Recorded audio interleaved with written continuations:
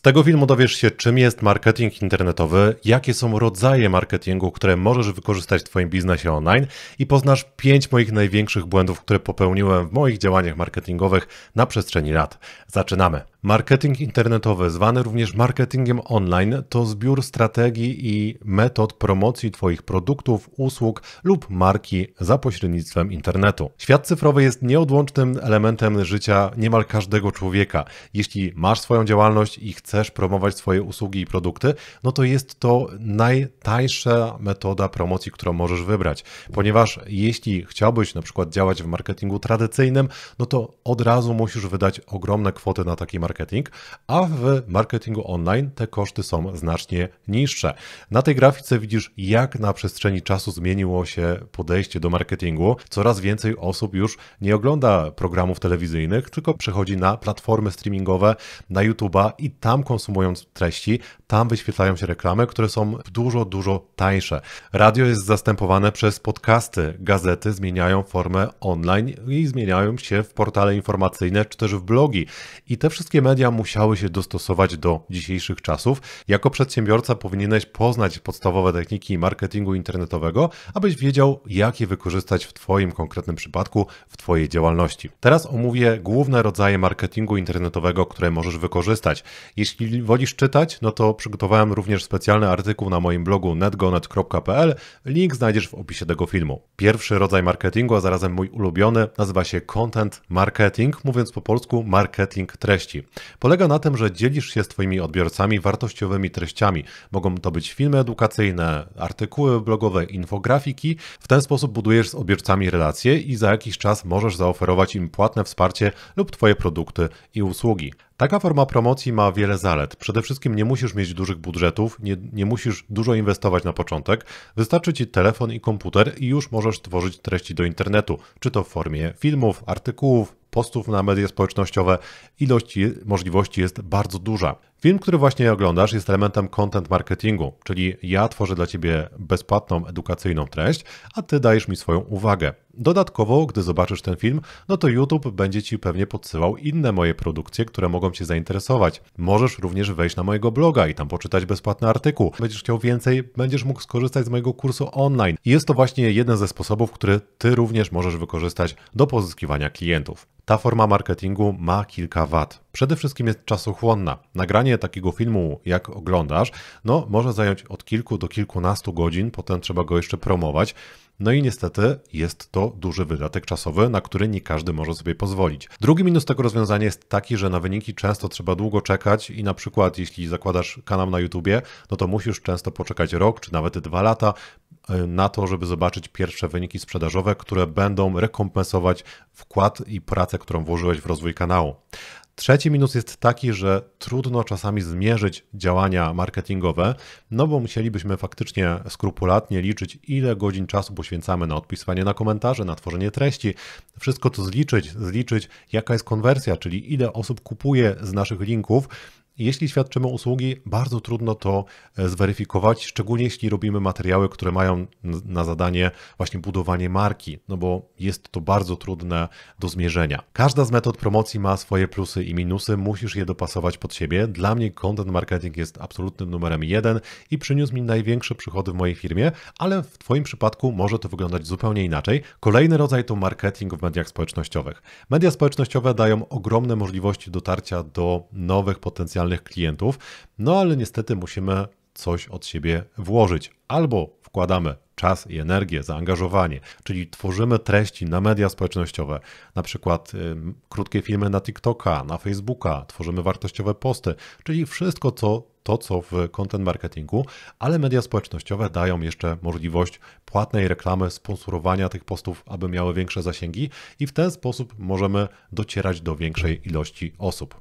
Działanie na mediach społecznościowych wymaga konkretnej wiedzy. Algorytmy, które odpowiadają za to, która treść będzie miała duże zasięgi, zmieniają się bardzo szybko i trzeba być na bieżąco, żeby wykorzystać różne okazje. Większość platform społecznościowych na początkowej fazie rozwoju daje bardzo duże bezpłatne zasięgi i warto taki moment wykorzystać. Na przykład TikTok jest taką platformą, gdzie jeszcze można uzyskać duże bezpłatne zasięgi, już stają się coraz mniejsze, ale nadal można tam zaistnieć. Facebook mocno konkuruje z YouTube'em i bardzo dobrze przyjmuje treści wideo, ale treści wideo, które są tam osadzone, czyli wczytane do konkretnej platformy, bo jeśli dodasz na przykład link z YouTube'a na Facebooka, to Facebook obetnie ci zasięgi. I takich zasad działania jest bardzo dużo. Każda platforma społecznościowa rządzi się nieco innymi prawami, ale jedna zasada jest niezmienna. Im bardziej angażujesz użytkownika, tym dostaniesz większe zasięgi. Czyli jeśli użytkownicy komentują Twoje materiały, dają Ci lajki, udostępniają je dalej, oglądają je do końca, to takie materiały będą miały większe zasięgi, bo ostatecznie każdej z tych platform społecznościowych zależy na tym, żeby użytkownik spędził na nich jak najwięcej czasu, bo dzięki temu zarabiają na reklamach, które mogą wyświetlać użytkownikom. Płatne reklamy to kolejny sposób na pozyskanie klientów w internecie. Dwa najpopularniejsze systemy reklamowe, które są dostępne na rynku, to Facebook Ads, czyli wszystkie reklamy, które wyświetlasz na Facebooku i Instagramie.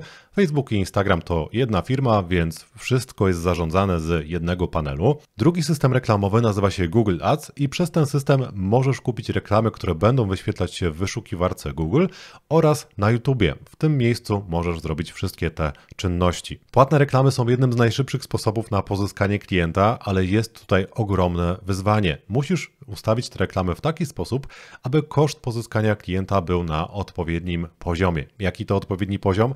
To wszystko zależy od danego produktu, danej usługi, którą sprzedajesz.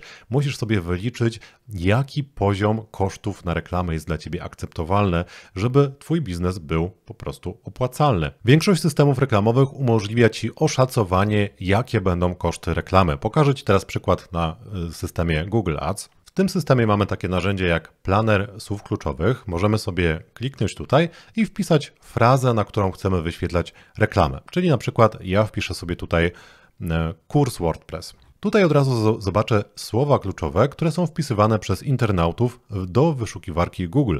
Mogę zobaczyć, że kurs WordPress ma wynik 720, czyli 720 osób miesięcznie wyszukuje to hasło. Jeśli chciałbym kupić reklamę na tą frazę, aby na przykład moja strona wyświetlała się jako sponsorowana w pierwszych wynikach wyszukiwania, to musiałbym zapłacić między 98 groszy a 3,42.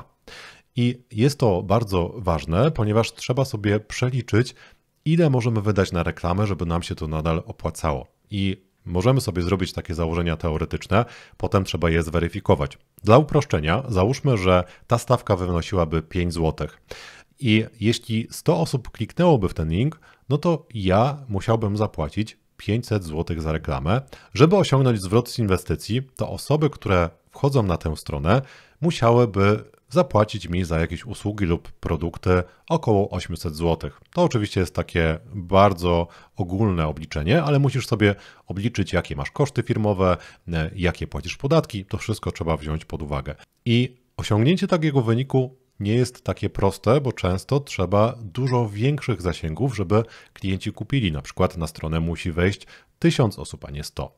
Gdy będziesz miał już poukładaną strategię reklamową, czyli będziesz miał swój budżet reklamowy, będziesz wiedział, ile klienci muszą kupić, żeby to Ci się zwróciło, no to możesz przetestować to już na realnych liczbach. Najlepiej zacząć od mniejszych kwot, a potem jeśli reklama działa, no to możesz te kwoty zwiększać i optymalizować cały ten proces, czyli poprawiać stronę sprzedażową, poprawiać reklamy, nagłówki i sprawiać, żeby koszty były jak najniższe, a zyski jak najwyższe. Mówiąc w takim ogromnym skrócie, jeśli będziesz pracować z agencją marketingową, no to taka agencja zazwyczaj może Ci zagwarantować ilość kliknięć. Konwersja zawsze będzie niewiadomą, zawsze będzie trzeba przetestować, jak odbiorcy reagują na Twoje komunikaty reklamowe. Kolejny rodzaj marketingu internetowego, który możesz wykorzystać, to SEO i pozycjonowanie. Są to wszystkie działania, które dążą do tego, żeby Twoja strona znalazła się wysoko w wynikach wyszukiwania. Jeśli ktoś wpisuje frazę w wyszukiwarce Google, czyli szuka na przykład jakiegoś kursu na temat ChatGPT, no to na początku zobaczy płatne wyniki, za które ktoś zapłacił, no i te wyniki mają oznaczenie sponsorowane, co automatycznie zmniejsza wiarygodność tych wyników. Wiele osób po prostu przewija te wyniki i schodzi niżej, do wyników organicznych, czyli takich, które są już właśnie przez Google pokazywane w sposób naturalny, które nie są sponsorowane. No i tutaj właśnie znajduje się moja strona, kurs ChatGPT. Wykorzystaj możliwości sztucznej inteligencji.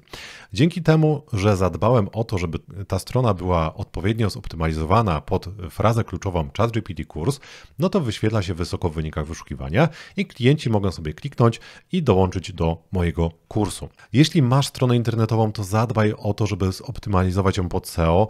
Dodatkowo możesz pomyśleć o tym, żeby stworzyć artykuły na dany temat pod dane frazy kluczowe, które będą miały szansę pokazać się wysoko w wynikach wyszukiwania. Warto również, żebyś zadbał o to, żeby Twoja wizytówka Google była odpowiednio skonfigurowana, żebyś zbierał pozytywne opinie Twoich klientów. Dzięki temu Twoja marka będzie lepiej postrzegana przez potencjalnych odbiorców. Jeśli chciałbyś, aby Twoja strona była wysoko w wynikach wyszukiwania Google, to koniecznie dołącz do kursu SEO z ChatGPT. Cały proces został pokazany krok po kroku, aby każda osoba, która zaczyna od zera, mogła sobie z nim poradzić. Kurs jest nagrany w formie wideo, masz do niego dostęp po zakupie na zamkniętej platformie kursowej. Link do kursu znajdziesz w opisie tego filmu, a teraz przejdźmy do kolejnej metody marketingowej. Kolejny rodzaj marketingu internetowego to e-mail marketing. Ten rodzaj marketingu polega na tym, że pozyskujesz od Twoich potencjalnych klientów adres e-mail. Musisz oczywiście zrobić to w legalny sposób, czyli na przykład muszą się zapisać przez formularz na Twojej stronie internetowej. No i potem wysyłasz im różne informacje edukacyjne, wartościowe materiały, linki do ciekawych stron. Co jakiś czas wysyłasz Twoim odbiorcom ciekawe oferty dotyczące Twoich usług i produktów. Ogromną zaletą e-mail marketingu jest to, że lista kontaktów, które pozyskasz, należą do Ciebie. Oczywiście musisz zadbać o wszystkie niezbędne zgody, ale jeśli to zrobisz, no to masz już listę osób zainteresowanych Twoim tematem. Wiele razy zdarzało się tak, że ktoś skupił się tylko na jednej platformie społecznościowej, na przykład na Instagramie i na przykład złamał zasady Instagrama lub haker włamał mu się na konto i stracił wszystkie swoje zasięgi. I wtedy taka osoba z dnia na dzień traciła swój biznes. Oczywiście mogła go odbudować, ale zajmowało to mnóstwo czasu. W przypadku e-maili no to tutaj jesteś zabezpieczony. Po prostu kopiujesz sobie taką listę na komputer, masz wszystkie zgody marketingowe i możesz w każdym momencie z tej listy skorzystać. Jest to bardzo duży plus i dzięki temu jesteś niezależny od innych platform marketingowych. Minusy tego rozwiązania są takie, że na początku będziesz musiał zbudować tą listę i jest tutaj szereg technik, które możesz wykorzystać poprzez udostępnianie bezpłatnych treści, raportów, poprzez zachęcanie potencjalnych klientów do dołączenia. Często musisz to robić przez reklamę, więc wiąże się to z kosztami. Drugi minus jest taki, że żeby taka lista była faktycznie skutecznym narzędziem marketingowym, no to musisz prowadzić regularne, konsekwentne działania, czyli wysyłać na przykład co 2 tygodnie maila z różnymi informacjami, musisz czyścić listę z osób, które zapisały się tam przypadkowo, więc jest szereg działań, które trzeba wykonać w związku z tym tematem. Jeśli chciałbyś poznać dodatkowe rodzaje marketingu internetowego, które możesz wykorzystać, no to w opisie tego filmu znajdziesz link do artykułu, w którym opisałem jeszcze dodatkowe możliwości. A teraz powiem Ci o 5 moich największych błędach marketingowych, które popełniłem w ciągu ostatnich 5 lat. Pierwszy błąd, który popełniłem, to brak jasno sprecyzowanej grupy odbiorczej. Nagrywałem moje materiały dość spontanicznie. Raz nagrałem film o YouTubie, raz o reklamie na Facebooku, raz o tym, jak zrobić stronę, raz jeszcze o innym temacie, który był na przykład związany z moją pasją i przez to moja marka osobista była postrzegana bardzo nieczytelnie. Niektórzy myśleli, że jestem coachem, niektórzy myśleli, że jestem marketerem. Takie postrzeganie mojej osoby sprawiało, że trudniej było mi sprzedać pewne usługi, a jeśli je sprzedałem, no to po niższych kwotach niż na przykład eksperci, którzy zajmowali się tylko jednym tematem. Jeśli nie określisz swojej grupy docelowej, no to będzie Ci bardzo trudno prowadzić spójne działania i konkurować na rynku, ponieważ nie będziesz miał żadnego wyróżnika. Jeśli zawężysz się do konkretnej grupy, do konkretnych klientów, no to będzie Ci potem dużo prościej, bo na przykład jeśli tworzysz strony internetowe i będziesz tworzył strony internetowe dla gabinetów dentystycznych, które zatrudniają do 5 pracowników, mają przychody do 2 milionów rocznie i dodatkowo specjalizują się w implantach, no to będzie Ci dużo łatwiej dotrzeć do takich klientów i komunikować im swoją ofertę. Dodatkowo jako ekspert, który zna się na tworzeniu stron dla dentystów, będziesz miał szereg argumentów, którymi będziesz mógł przekonać Twojego potencjalnego klienta do zakupu. Drugi błąd, który popełniłem, przez który prawie musiałem zamknąć moją działalność, to zbytnie skupienie się na marketingu. Skończyłem studia z marketingu internetowego, otworzyłem firmę i pierwsze co zrobiłem, to zacząłem skupiać się na długoterminowych działaniach, czyli na content marketingu. Dlaczego w moim przypadku był to błąd? Ponieważ dopiero zaczynałem moją działalność i nie miałem stałych klientów. Potrzebowałem płynności finansowej i szybkich sprzedaży, a ja zrobiłem coś zupełnie odwrotnego i skupiłem się na długoterminowym marketingu.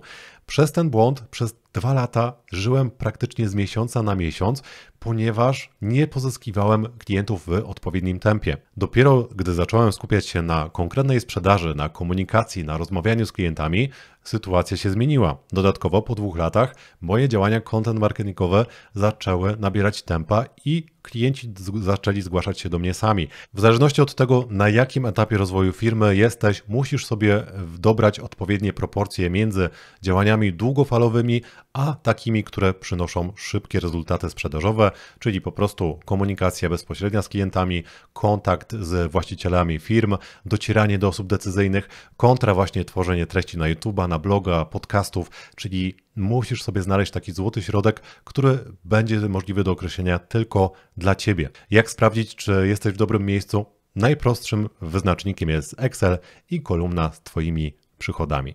Trzeci błąd, który popełniłem i przyznam Ci się szczerze, czasem nadal popełniam, chcę być od wszystkiego, chcę wszystkiego dopilnować i wszystko zrobić sam, bo jak wiemy, to co zrobione samodzielnie, to zrobione dobrze.